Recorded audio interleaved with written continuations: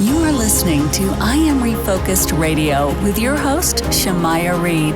This show is designed to inspire you to live your purpose and regain your focus. And now, here's your host, Shamaya Reed. Hey, welcome to I Am Refocused Radio, man. We are here once again. Man, today we have another awesome guest. We're going to talk to an amazing person. I mean, this guy, you know him from countless movies and TV shows. The one and only Issei, formerly known as Kiko Ellsworth. He is an American film and television actor. First and foremost, sir, I want to say welcome to the show. Thank you for taking time to be with us. It's a pleasure. Thank you for having me. It's a pleasure being here, and I'm happy to be here, brother. Thank you so much. And man, we're going to unpack like your career, but also we're going to talk a little bit about just everything that you do, man. You have master classes. You obviously are working on a project that will be coming out in 2023. But man, I was thinking about today's topic, lifelong learning. So start us out, man. What inspired you to start your acting career, and what was the main thing that made you say, you know what, I'm gonna go for this thing? Oh, that's a great one. Because I was lying to myself and I had stage fright, and I hated that part of me that was afraid on the stage. So I was on stage. I had pretty much gotten forced into acting. My friends kept hounding me, and I basically ended up on this stage on a showcase night with these producers and directors and stuff like that to kind of see the talented people of that class. And, I remember being on that stage and it was like someone was choking me. And I got out the stage. I gave my little fake smile when I was done. I got out the stage and I was really disappointed in myself. I was really disappointed in myself because I wasn't being truthful. I wasn't being the true version of myself. And I got clamped up in that fear. And I said, all right, it's on. I'm taking this on. I'm a face this fear face to face. And that's how it all started for me. And I mean, you make it look easy because you speed up to today. You have a lot of not just movies, but TV shows on your belt. Were you also involved in commercials and all that? Like, how diverse is your portfolio? Yeah. So started off just acting, but then it actually grew into pretty much every other area. The acting in front of the camera, so soap opera, then there was, film, then there was on theater, on the stage, then there's radio, voiceover, then there's video games as well. Then I went behind the camera over the years more and more I wanted to learn how to create projects, so I started learning editing, how to shoot with the camera, producing, writing, directing. So I've dabbled into everything, and then I've just come full circle now after about 2 decades of it, and just basically bringing it all together now with a higher purpose that serves with the programs that I do with the coaching and things like that. Yeah, I do have to ask this question. It's going to lead up to my main question about the entertainment industry. What were some of the ups and downs working in the industry? And before you answer that, I want to tie that with what was your experience like working Bad Boys 2, man? I mean, that's an epic movie. Everyone loves that movie. Yeah, I love working on it too. The ups and downs. Let me say, the ups with the entertainment industry is that I think the experience for me, it's been the vast experience in playing a multitude of different roles. Getting to know all these different aspects of myself, because I believe that we're all like equalizers, and we all have the same emotions, but mine might be a little set to lower here. Yours may be a little set to higher. But we all are tweaked a little bit differently. So when I got the ability to explore these different characters, it was really just exploring these different aspects of myself. And without having to go out there and live these different lives, really, it was like I was doing it on the screen. So that was like, I think one of the best things for me is that sort of spiritual growth. And really as a man, getting as an actor for a man, it's always okay to access your emotions. Now in real life, a lot of us men can get stuck in accessing our emotions. So like one of the best things for me as a man was getting acquainted with my emotions, the pain, the crying, the anger, like learning how to access these emotions and have it be okay. Like I got really good with that. So those are some of the best things, the highs with the entertainment industry. And I think the low, for me, most definitely was the fact that, when I was in the entertainment industry, the first half, like up until 2010, doing all the Bad Boys 2, the shows, in that era, I had no idea spiritually who I was, like who I was as a man, as a divine being. And what the entertainment, in my experience, what the entertainment industry does is it just magnifies what's really there. And, that's what ultimately broke me at that point, back in 2009, where I just really had my lowest point, was because I had no spiritual foundation, and everything I was doing was magnifying that. And so I was just going further and further off track with no North Pole within inside of me to tell me, okay, you're getting a little off track, come back to home. And so when I left the entertainment industry after that, 2010, and then the next 10 years, and really got a hold of my spirituality, I found my own North Pole. And then going back to it, like around 2021, when, I started getting different types of offers and things like that for films, it still just magnified what was there. And that kind of led to another high point on the set, which was, being able to, like, when you are at peace with yourself as a woman or a man, and as an artist, and to be able to go back into the fire, like the chaos, the turmoil of like the entertainment industry. There's a lot of drama that's happening. There's a lot of egos. There's a lot of divas. There's a lot of different stuff. Good people too, but it's a lot of different personalities that are magnified. But going back into it with a firm spiritual foundation in myself, it was like I had a force field around me. Like literally all the attitudes, all the divas, all the stuff. It's like none of that stuff could touch me. But that was because I knew how to meditate. I knew how to like do proper breathing. I do my yoga. I know how to do center myself, and, I had an anchoring in myself. And so I would say that was really, the most recent high point, was being able to have that sort of protective bubble around me, and then being able to really offer something to people, on set. One of the best experiences, I'll just say real fast, in this film that I just finished called Alone Today, with Eric Roberts, Danny Trejo, Shannon Elizabeth, Frank Whaley, directed by Wendy Wilkins. It's an amazing film that has to do with domestic violence, sex trafficking. I was talking to Eric Roberts' assistant behind the scenes, and, he's a kid, like 20 years old, like nervous energy, all that stuff. And we just started talking about breathing and all this other stuff. And so smash forward into the scene where I was doing the scene with him, his Eric Roberts, his boss. And this kid runs behind me, and he basically trips on something on the entire set and makes all this noise. And then he looks at me. He doesn't look at nobody else. He looks at me thinking about our conversation we had about breathing and not freaking out. And he just puts his hand on his belly. He doesn't say anything. He just signals that he's remembering to breathe. He's not going to freak out. And he just like centers himself. Like, to me, that was the best part, my highest moment on set, even more than Bad Boys 2, because I really was able to offer something that changed this kid's life, that he was able to take forward really for the rest of his life. So, that was my high and low point. And then what were you saying? You were asking something also about Bad Boys 2, but that was my high point, most recent.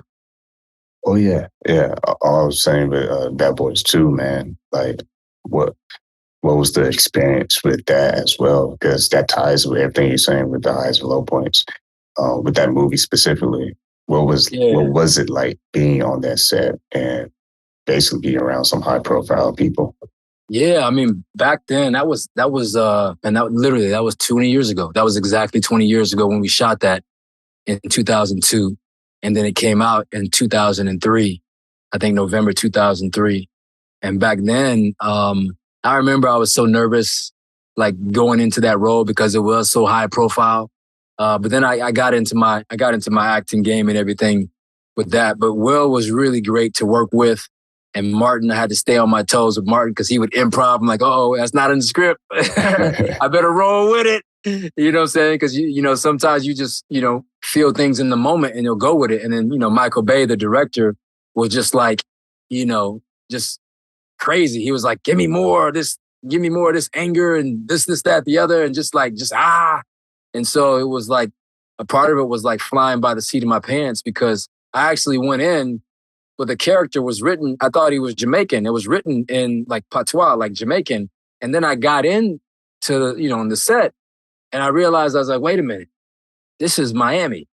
I'm like, wait a minute, this is Little Haiti here. I'm like, oh man, this character's not Jamaican. He's Haitian. It's totally different.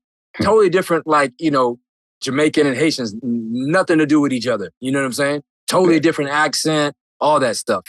And so thank God I had some people there on set that were, helping with the Haitian accent. So I had to learn that, real fast on set as well. But that was amazing. I mean, even playing a bad guy, a villain, and shooting the guns and AK-47s and the fire, the blanks, but it fires like a real gun. And, it was fun. It was like a little boy growing up playing cops and robbers, just like we did when we were kids. I mean, it was such an adrenaline rush shooting those guns. And Will was amazing to work with. He's really, really a chill and great guy. Once again, listen to Refocus Radio. Talking to our guest today, the one and only Issa. You know him formerly as Kiko Ellsworth.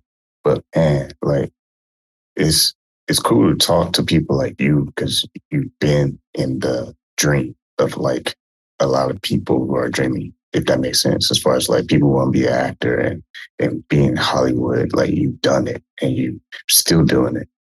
But you also have a program where you help men, and it's a mastery coaching program. What inspired you to start something like this? And what's the core values that you're trying to implement when guys are signing up for this program? Yeah, that's beautiful, man. Really got into this. I started off working with women in the beginning of 2000, early 2000, for about 15 years, female empowerment. I was the vice president of a domestic violence nonprofit and self-empowerment, self-defense coordinator. And so I started off there, really understanding the struggle of females and the struggle of women and really doing what I can to contribute to empower them to take up energetic space, to be the fullness of who they are, man. Because let's face it, like there's not one person, show me one person on this planet that doesn't come to this planet through the womb of the Divine Mother. Everybody comes through the womb of the Divine Mother, yet somehow the Divine Mother, our females, our sisters, our mothers, our daughters are in a bad position on this planet with regards to how they're treated, how they're viewed, and so on and so forth. And that needs to change. And it is changing, but it also needs to change even more and bring back the understanding, the respect, the honor of the Divine Mother that's in all females. Like, we need to be bowing and kissing at their feet just for bringing us here on this planet. You know what I'm saying? And we all have our stuff to work on, things like that, but that doesn't take away from the fact that we owe honor and pay homage to being able to come here through the way that the Divine Mother sacrifices her body. So I started off in with the female empowerment, and then just growing the way I did. I had no idea who I am. I never felt like a man. I struggled in putting myself together and being a man. I struggled in being a husband. I failed my marriage. I couldn't show up emotionally and psychologically and, barely physically for the first 5 years of my daughter's life, even though I lived in the same house. Like, I was so fractured in my mind that I couldn't show up properly. And so when after I finally got it, after like a decade of like the meditation and really understanding who I was mentally, emotionally, spiritually, and put these practices in place, when I finally started like really getting a hold of myself, these women that I were training, they were like, this is great for me, but you got something for my husband because he needs to work with you. Like, I need help with him. And after hearing that enough, I was like, you know what? Maybe I think I should be working with guys. And then I really realized that being able to provide this service to a man, to a brothers, mentoring younger men as well, to know how to show up as a man of God, a divine man, a holy man, because I believe there's a divine man, a holy man within every man. We just got to tap into it, right? When we know how to show up as a whole, healthy, happy man, when we show up in the household, that balances out the entire household. When the sun shines, like I look at men and women, like the woman's the moon and the man's the sun, right? The moon goes through its phases. You got a half moon, blood moon, all this other harvest, all these moons, right? But the sun is always the sun. It's always shining.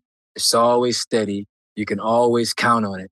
And if we model ourselves as men after the sun, learning how to keep ourselves stable and shining, and so that we can continue to give life no matter what, and that the moon and the children that can count on us to be that stability, that spiritual stability, that mental stability, that emotional stability, that physical stability, then we really start to step into our role.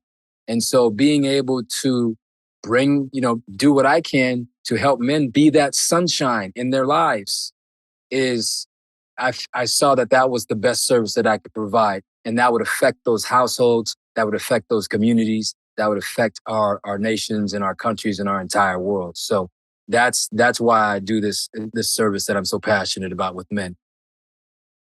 Once again, we're talking to Issei here on IME Focus Radio. And man, as we wrap up, I can't believe this is going so fast, man. But you have a quote where you say, once you have you have everything. For our audience, man, explain to them what that means and how they can apply that in their life. Yeah, we live in an interesting world in some really interesting times right now. It can be very chaotic. It can be very confusing. It can be very violent. It can be peaceful. There's a lot of, different energies floating around in our world at high speed, especially with the technology. You have the internet, you have these phones, you got 5G, you have social media, everyone has a TV screen in their hand, where they can access any part of the world and any information that they want. It's easy to lose yourself. It's easy to lose ourselves in the distractions, in the bells and whistles of everything that's available to us. And if we lose ourselves too much, and we don't give enough attention to the internal aspect of who we are, then pretty soon we was like, well, how did I get way down here? And why am I doing this? And I have no idea, like my life doesn't serve a purpose. And why am I even working with this job? Or why am I with this person? Or am I even happy? I'm like, I'm not even happy. Like, what am I doing? We'll be so far lost in left field that it just takes a lot of work to get back. So, the saying, once you have everything, really is the opposite of that. And it's my experience of, once you get a hold of who you are on the inside, your heart, your soul, what you enjoy, what your yearnings are, why you incarnated here on the planet, like what you want to leave behind, what really matters most to you with your relations, with your family, your friends, what's your passions, like how you get up and making sure that you're filled up and how you go to sleep. Once you get those internal aspects dialed in, you start to have the power of you. It's really that simple. There becomes a power within you where you stop running around the rat race. You just stop chasing and looking for something outside of you. You stop even wanting to go to the club. You're like, because there's nothing out there. You're not compelled by this seemingly elusive attraction of the world. You're not looking for something that you can't even describe because you found it within you. And you're able to relax and you're able to be you and you're able to smile and shine the light that spirit put in you to shine. So once you have everything is the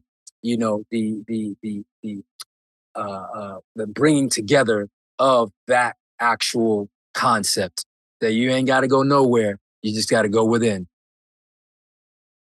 You've been listening to I Am Refocused Radio, talking to our special guest today, Issei, formerly known as Kiko Ellsworth, an American film and television actor. Man, this episode felt like it was a masterclass in itself. Man, how can people stay in contact with you? Are you on social media? Yeah. You can just check me out on social media, either on TikTok or Instagram, the IG. The handle for both of those is a divine man. And you'll find me there, and the link in the bio, you can see all my programs and things like that. We got a men's retreat coming up in December out in Joshua Tree.